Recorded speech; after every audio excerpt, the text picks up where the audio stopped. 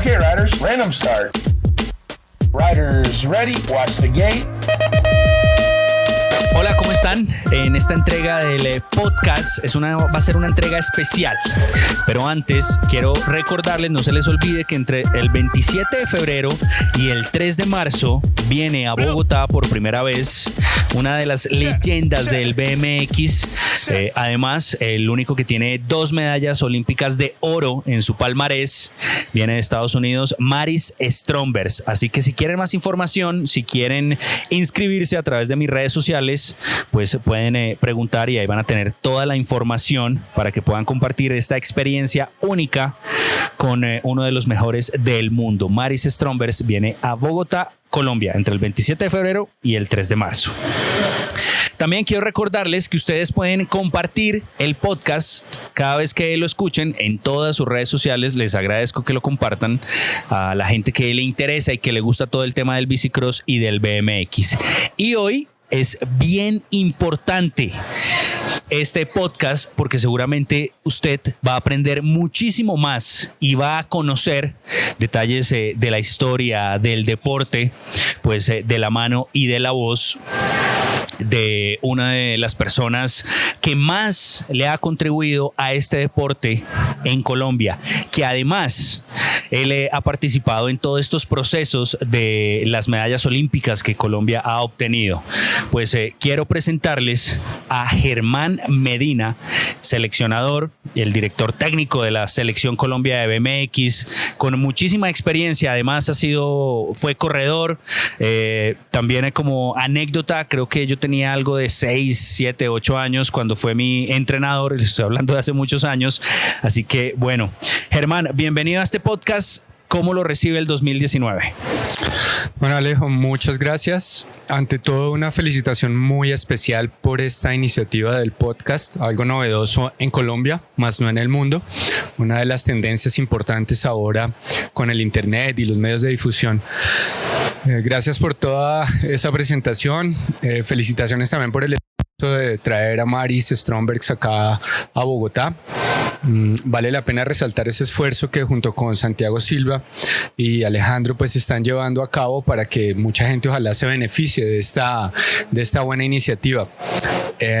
Reforzar que junto con Maris Strombergs solo hay 2 personas en el mundo que tienen 2 medallas olímpicas. La otra es una mujer colombiana, a mucho honor y orgullo, Mariana Pajón. El 2019 pues me recibe bien, como lo importante es tener salud, tener tranquilidad y con la expectativa de ver cómo empieza todo el proceso del BMX frente a las metas que tenemos planteadas en el corto y en el mediano plazo. Germán, cuéntele a la gente algo de historia para entrar en materia en la entrevista de historia del BMX en Colombia, que sabemos que usted la conoce muy bien. Cuéntenos cómo llegó, cómo fue esos inicios del bicicross en Colombia. Bueno, casualmente hoy me estaba acordando de esos inicios porque visitando la construcción de la pista que se va a hacer realidad en Bogotá en próximos meses, fue muy cerca de esa pista donde inició mi carrera deportiva en el bicicross por allá en el año 1983, cuando después de las pistas que hubo en Pontevedra y en otros barrios a nivel de Bogotá, se inauguró oficialmente una pista ya elaborada o construida no por particulares, sino por el gobierno local. La alcaldía de ese entonces, creo que el alcalde se llamaba Hernando Durán Duzán, pues invirtió un recurso para que en el Parque El Salitre se hiciera la primera pista oficial de BMX. Antes habían sido esfuerzos todos, como digo, repito, particulares, de clubes, de padres de familia, en un potrero allá, en un parque acá, todos como de barrio. Y realmente ahí fue donde empezó, diría yo, de una forma muy organizada el BMX a nivel de Bogotá, y por fortuna en esa inauguración, en esas primeras etapas, pues estuve yo después de haber iniciado montar en bicicleta por ahí unos 6 o 7 años antes de eso. No, yo diría que unos 6 o 5 en el barrio con los amigos, saltando andenes, rampas, personas, bueno, en general todo lo que un muchacho a los 10, 11, 9 u 8 años antes hacía y que ya no se ve, que es salir a montar, a jugar con los amigos en el barrio, a andar por las cuadras, en los parques y demás, que fue algo muy bonito. Lástima pues que eso se haya perdido, pero bueno, esos fueron los inicios en el 83 y bueno, ya ha pasado un buen tiempo desde entonces, vamos a completar 35 años. En esos 35 años, Germán, como corredor, porque sabemos que usted corredor, viajó por muchos lugares del mundo, trajo títulos a Colombia, ¿en qué momento comienza usted a prepararse y toma la decisión de empezar a transmitir ese conocimiento y esa pasión por el bicicross? Háblenos un poco de eso. ¿Cómo se prepara una persona cuando quiere dar un paso más como para ser coach y para conocer el deporte desde otra perspectiva? Alejo, interesante la pregunta, porque yo creo que uno en la vida puede tener un proyecto de vida, pero tiene que también ser flexible, donde muy probablemente la vida uno lo lleva por el camino, no el que escogió, sino el que la vida le va brindando. Cuando yo competía o empecé a montar en bicicleta como competitivamente hablando en el año 83, yo no estaba esperando ser entrenador, tampoco estaba dentro de mi horizonte estar en la posición que estoy ahora como técnico nacional, seleccionador, pues, y mucho menos en unos Juegos Olímpicos que en ese entonces no se vislumbraba, pero para nada en el horizonte, menos del BMX. Así que, pues no, yo competía a nivel nacional en el año 89, 88 tal vez fue la primera salida internacional ya cuando tenía 18 años, muy a diferencia pues que los muchachos ahora empiezan a salir a los 4 o 5 años de edad. En ese entonces pues mis participaciones internacionales se dieron tardías, pero en edad, más no en deseos ni en ganas.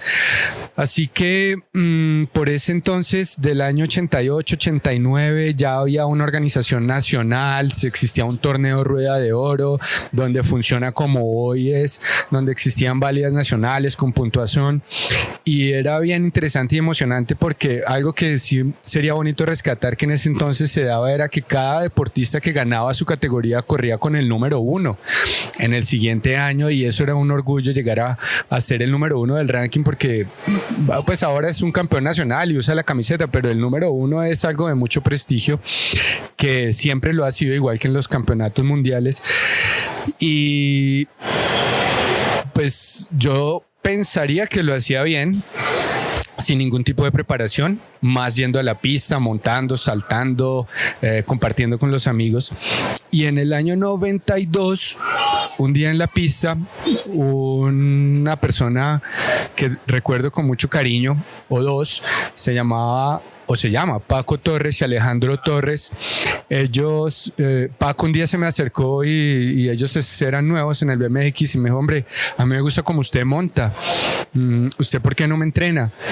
Y yo le dije: pues yo no lo he pensado, no lo tengo dentro de mis perspectivas, pero bueno, vamos a aprender, es un reto. Y empecé con Paco, luego muy pronto se unió Alejandro, y cuando menos pensaba estaba a cargo como de 20, 25 muchachos en el transcurso de un año, y eso me obligó a que tenía que hacer las cosas responsablemente, a empezar a leer, a estudiar. No había entrenadores de bicicross en ese entonces.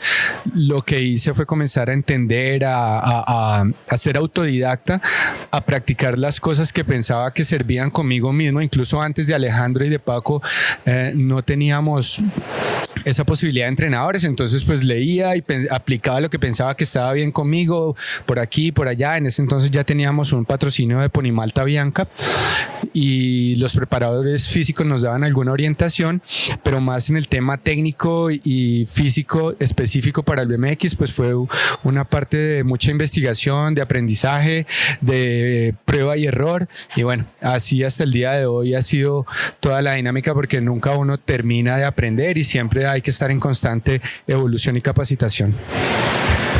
¿Dónde hoy alguien que está interesado en poder transmitir ese conocimiento, es necesario ser bicicrossista para ser un coach o para entenderlo mejor?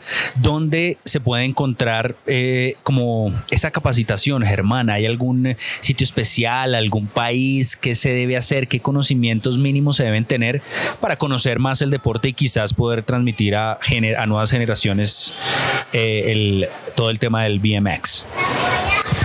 Yo creo y estaría muy seguro de afirmar que tenemos tendríamos, digamos, dos campos de acción siendo entrenador de BMX. Uno, lo que llamamos un preparador físico, donde un preparador físico puede realmente ir a la universidad, estudiar educación física, ciencias del deporte, entrenamiento deportivo. Ya hay muchas carreras afines con este tema, pero indudablemente en la parte técnica la vivencia como deportista es fundamental, no solo en la parte técnica sino táctica, el sentir la bicicleta, el entender por sí mismo la técnica que se requiere para una salida, para un salto, para un peralte, para el pedaleo, es algo que va mucho más allá de la simple academia, que no la hay. No hay una carrera que diga entrenador de bicicross o una materia que diga esta es la técnica deportiva del BMX ni la táctica. Entonces pienso que en esa parte es importante llegar a evolucionar. En ese sentido, y viendo ese vacío, una de las cosas que me he propuesto desde mi posición desde la federación y con respaldo del Comité Olímpico y Coldeportes es desarrollar unos niveles de entrenadores en bicicross avalados por la federación, donde la idea es cubrir no solo el punto de vista técnico, táctico, sino físico y psicológico y otros más, donde hay que tener en cuenta no solo el saber, sino el saber enseñar y aprender a comunicar.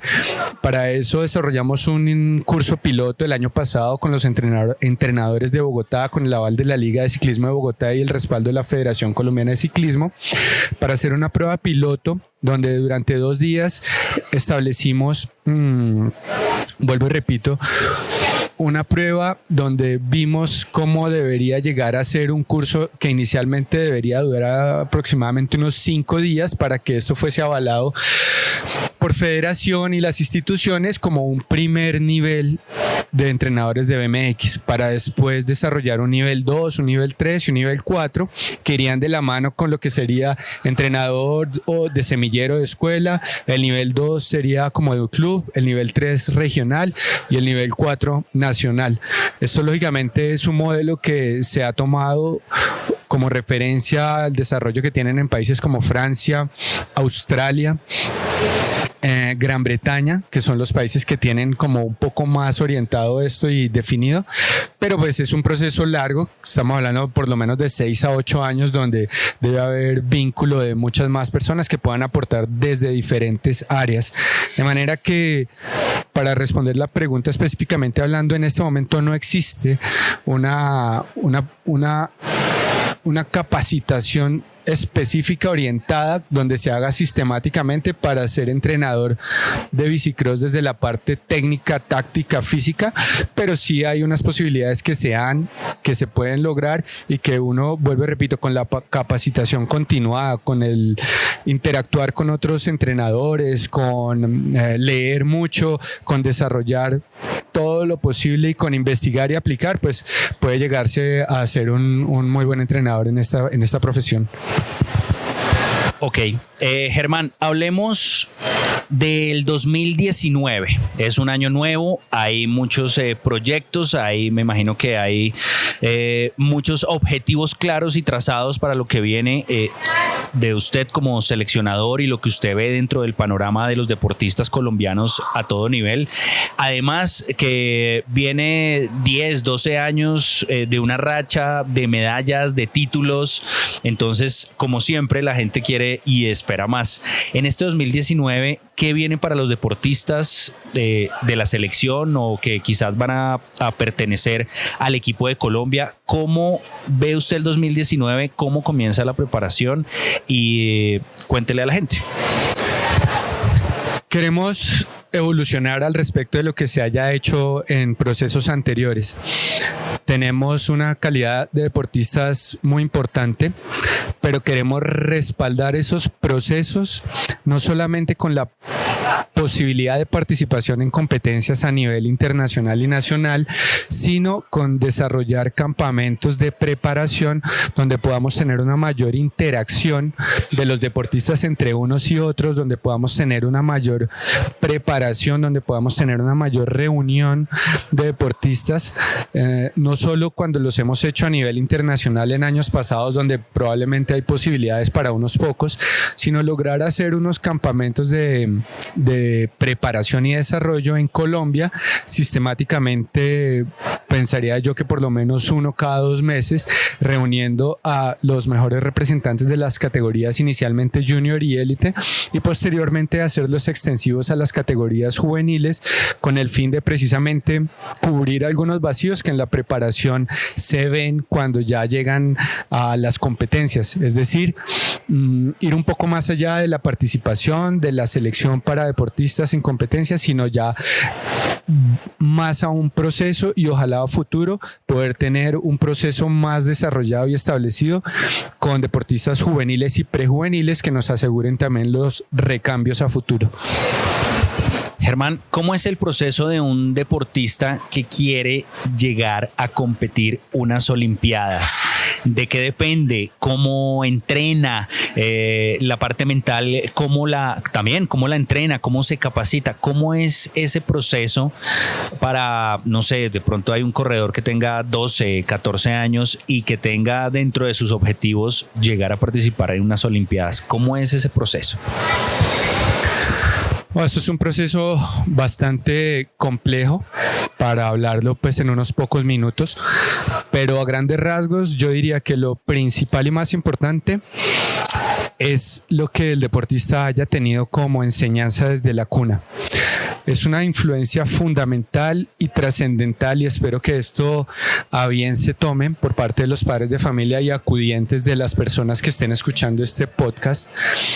Es que lo que los deportistas o nosotros cada uno como seres humanos traemos en de nuestra infancia, de nuestros primeros años, es de la influencia que tuvimos directamente de las personas que estuvieron a nuestro cargo.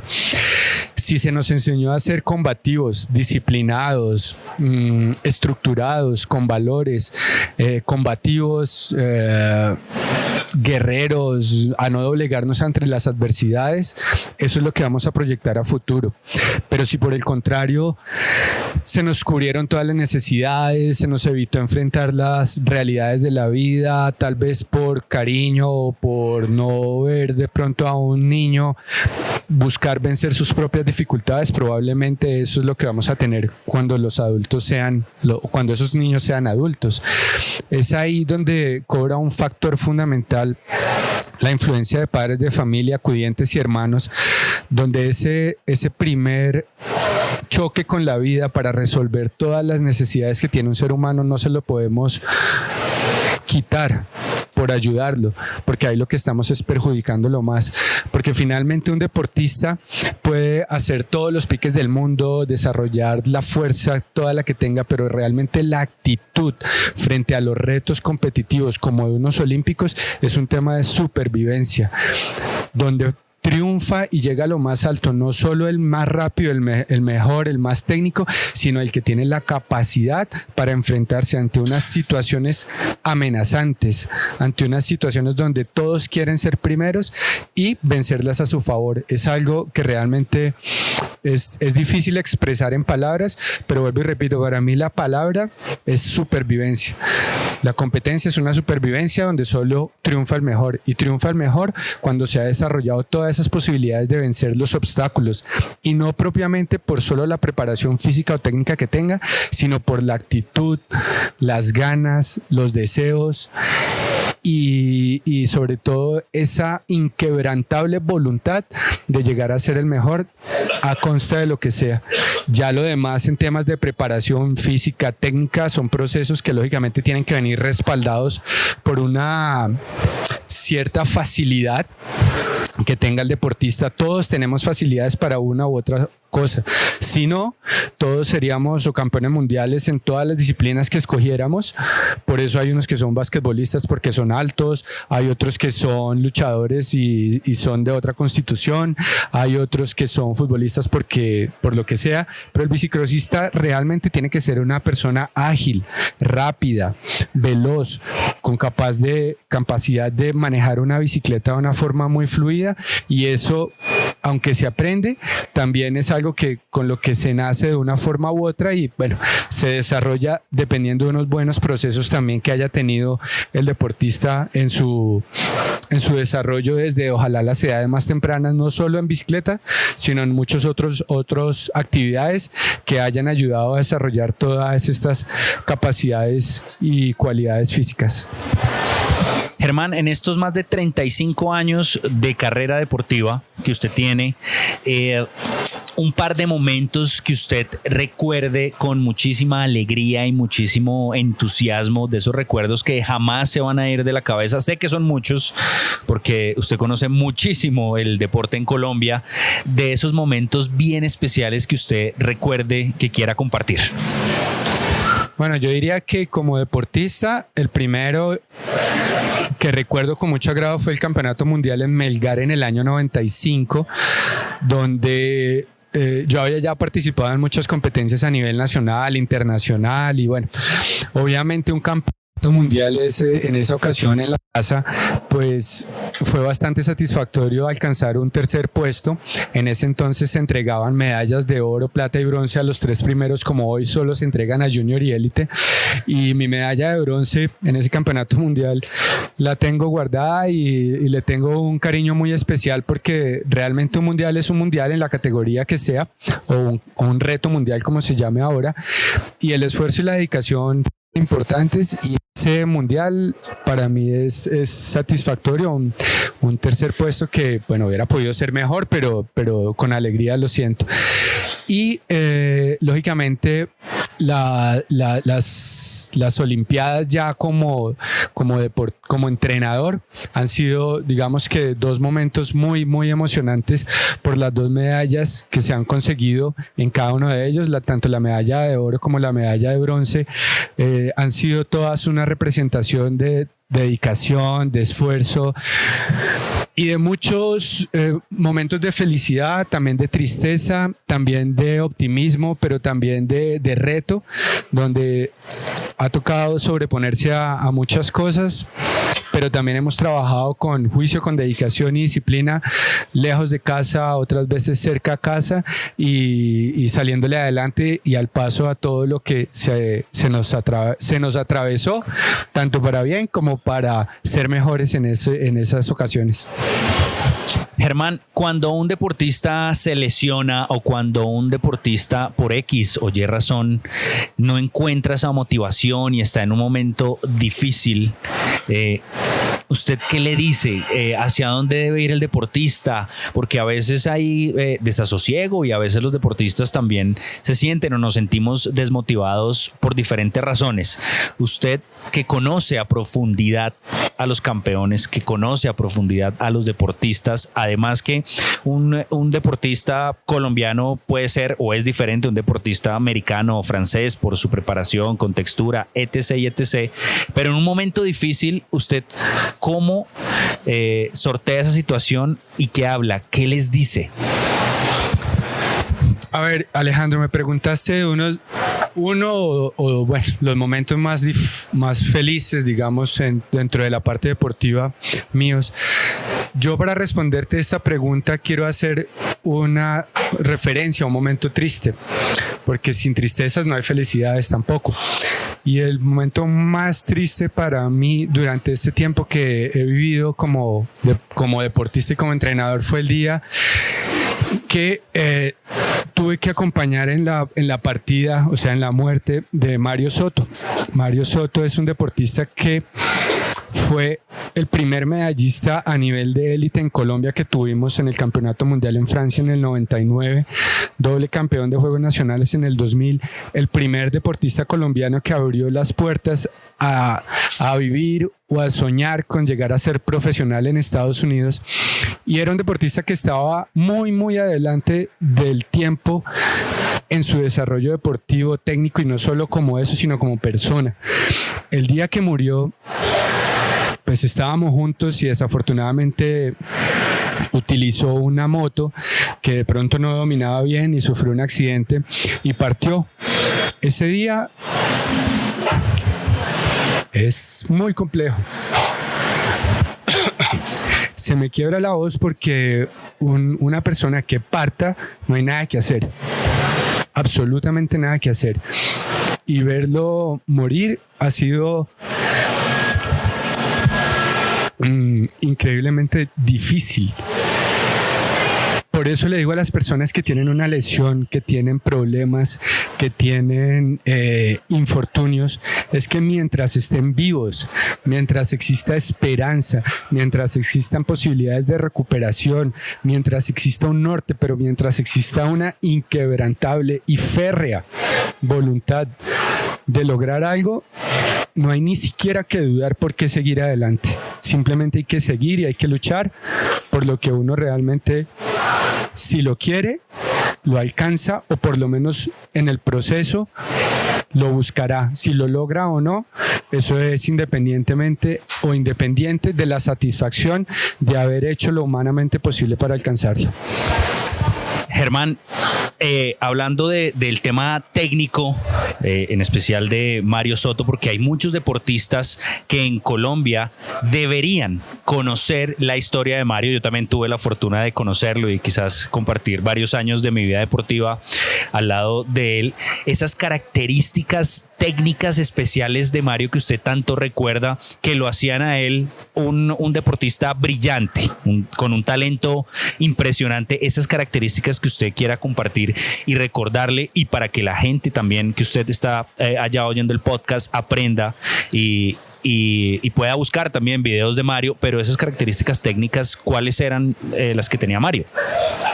No, como Mario, ninguno. Alejo, ninguno. Realmente en el mundo, yo no sé si haya podido, tal vez solo una persona, creería yo, que en el mundo podría compararlo con las características técnicas de Mario, y fue otro que desafortunadamente murió en un accidente automovilístico, que se llamaba Kyle Bennett, de Estados Unidos. Bueno, tal vez un Tomás Alier en su tiempo, pero realmente lo que tenía Mario, no solo técnicamente, sino humanamente, era lo que lo hacía diferente a los demás. Era técnico, pero era muy potente también, a diferencia de lo que a veces tenemos con muy buenos deportistas colombianos con muy buena técnica. Él, además de ser técnico, era un deportista tremendamente potente, que lo favorecía en lo que hemos sufrido de pronto de alguna forma los colombianos, es en la primera parte de la pista, sobre todo en las categorías masculinas, en la salida. Así que Mario, además de ser un deportista adelantado en su tiempo de las posibilidades técnicas que tenía, hacía con la bicicleta lo que quisiera.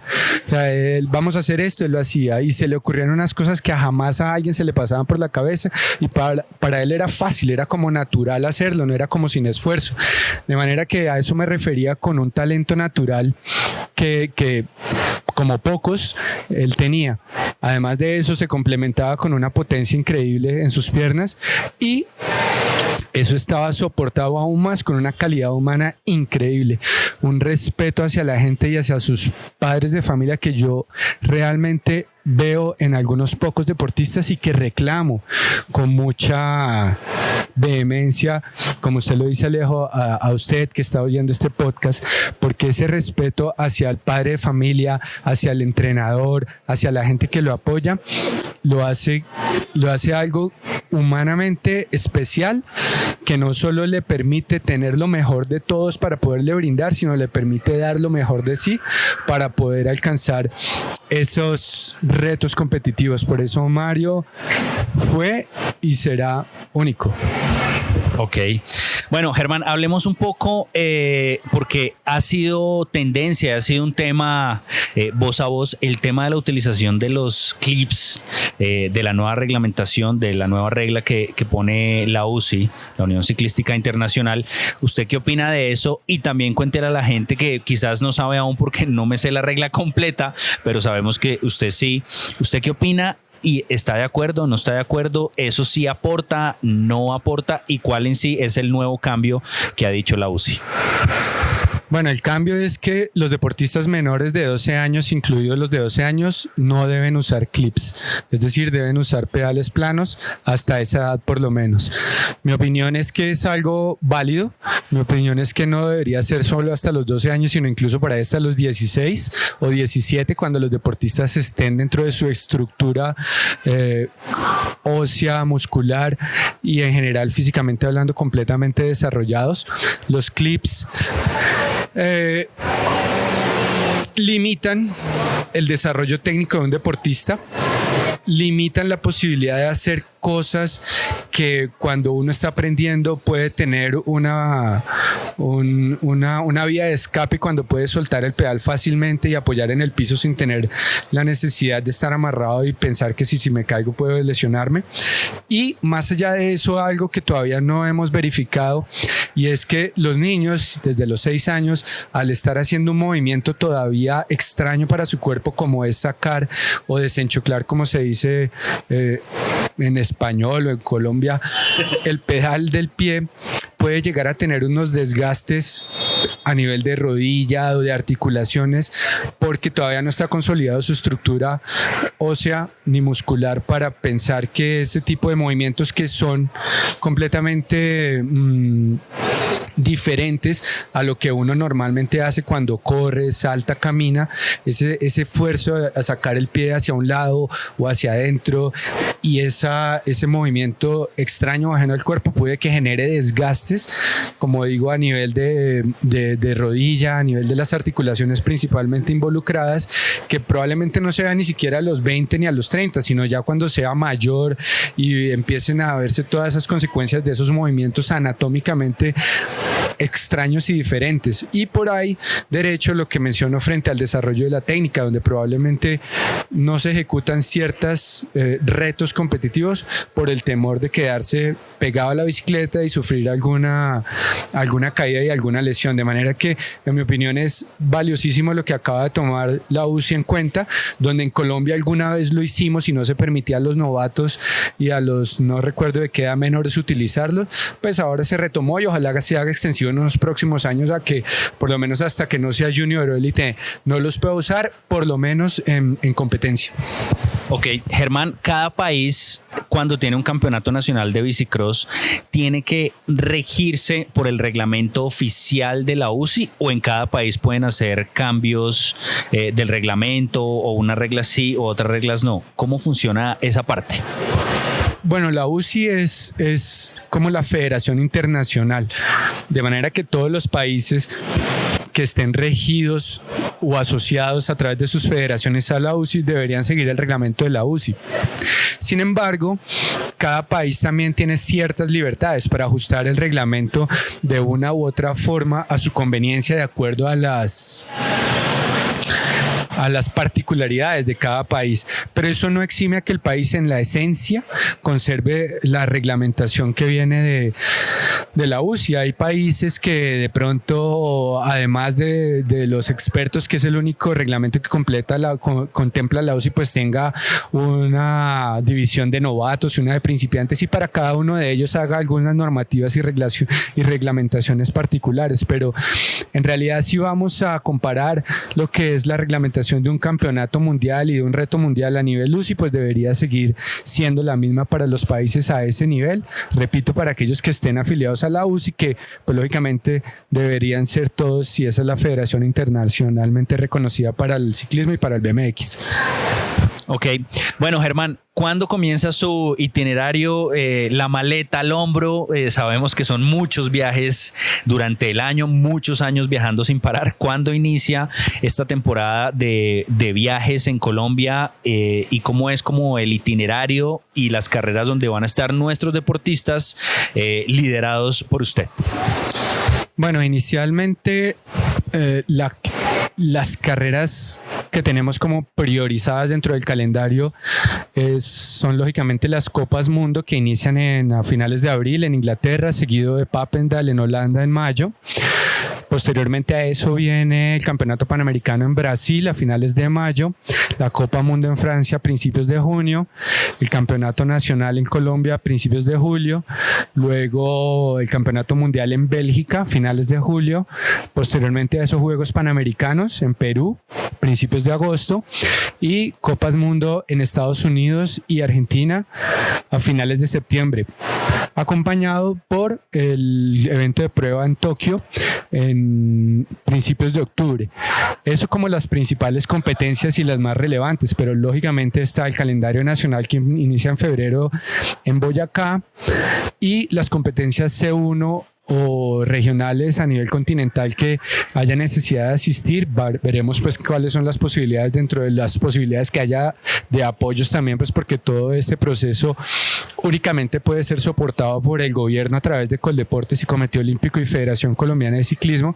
Así que aún así, siendo estos los planes, dependemos todavía de saber la aprobación de presupuestos para poder entender un poco más a dónde se puede ir, con quiénes y con cuántos se puede ir, y lógicamente pues esperando poder tener la mejor representación en todas las pruebas en las que participemos. Germán, ¿cómo ve usted las nuevas generaciones? ¿Cómo ve usted que hay deportistas ya que se están proyectando? ¿Cómo los ve? ¿Tenemos este talento en Colombia quizás para que volvamos a ver y soñar con medallas olímpicas y campeonatos mundiales? Yo creo que en Colombia, como un país de tradición ciclística, tenemos deportistas incluso no solo que están practicando ahora, sino que están por ahí con de pronto la necesidad que alguien los llame a un proceso. Me parece importante que a nivel de cada una de las regiones del país y a través de cada una de las instituciones no solo se vea el BMX como algo competitivo, sino como un proceso donde ese proceso asegure las posibilidades de las que estás hablando, Alejo, de llegar a tener y a mantener campeones del mundo, campeones olímpicos, donde lógicamente eso requiere un proceso de formación desde las edades tempranas, y es donde ahí es a donde queremos apuntarle desde ahora para que eso se fortalezca, porque evidentemente los procesos son los únicos que van a asegurar que de muchos deportistas que llegan y se vinculen, van a quedar unos pocos que seguramente son los que van a llegar allá, donde férreamente hablando honestamente, solo se necesita una férrea voluntad para llegar a esos sitios, pero también con unos procesos que avalen esas posibilidades, y esos procesos deben ser lógicamente bien direccionados, deben ser también apoyados, debe haber una estructura que lógicamente fortalezca y evidencie quiénes serían los deportistas que a ciencia cierta, no especulando, podrían llegar en un momento determinado a ser esos campeones mundiales a todo nivel que Colombia ha tenido, que con cierta necesidad queremos conservar, y que lógicamente es un esfuerzo no solo, vuelvo y repito, de las instituciones, sino de una suma de todos, desde Coldeportes, Federación, Comité Olímpico, pasando por las ligas, los clubes, los deportistas y las familias de cada uno de ellos, que es un factor fundamental, como lo dije al principio del podcast. Germán, sé que el tiempo es limitado y que usted tiene múltiples tareas como seleccionador, como director técnico y demás. Para ir cerrando la entrevista del podcast, quiero que me diga en una palabra o algo más, como esa característica que a estos deportistas que han sido medallistas olímpicos en Colombia, como lo es Mariana Pajón, Carlos Mario Oquendo y Carlos Alberto Ramírez, una característica importante que usted ve o que ha visto en ellos, una de cada uno, también pues para que el deportista que está oyendo o el papá que está oyendo, quizás, porque no, la pueda ver en su hijo, en su familiar que practica este deporte, esa característica tan importante. Entonces arranquemos con Mariana. Bueno, yo diría que Mariana es un tema de voluntad, de actitud y de una capacidad de definir frente a los momentos más difíciles de una forma favorable. O sea, ella, todas las posibilidades estén en su contra, es capaz de definir a su favor. Es decir, tiene la voluntad, tiene la actitud, tiene la berraquera y tiene algo más que todas sus deportistas rivales para lograr sacar lo mejor de sí, no solo en los mejores momentos, sino en los momentos más difíciles. De Carlos Mario Oquendo. Carlos Mario Oquendo tiene una capacidad de resiliencia, y explico para quienes no tienen dentro del contexto la palabra resiliencia. Es básicamente la capacidad de sobreponerse a todas las dificultades que se presenten en el camino, y no solo eso, sino tiene una voluntad también increíble para persistir ante lo que sea y a pesar de lo que sea. Y Carlos Ramírez. Carlos Ramírez es un deportista, valga el término, dentro de el buen entendimiento, irreverente en el buen sentido de la palabra, donde no respeta a ningún competidor ni a ningún adversario. Para él, donde haya una posibilidad, esa posibilidad es capitalizada sin ninguna reserva, sin ningún temor, y muchas veces con el éxito por delante. Es decir, él va a lo que va sin importar contra quién vaya. Bueno, Germán, pues muchas gracias por hacer parte de este podcast. Estoy seguro que la gente lo va a replicar. Hace falta estos espacios de comunicación y por eso pues los invito a ustedes a que hagan parte del primer podcast de BMX en español. Yo soy Alejo Vargas. Germán, si alguien tiene, no sé, usted si maneja las redes sociales, alguna consulta o quieran entrar en contacto con usted.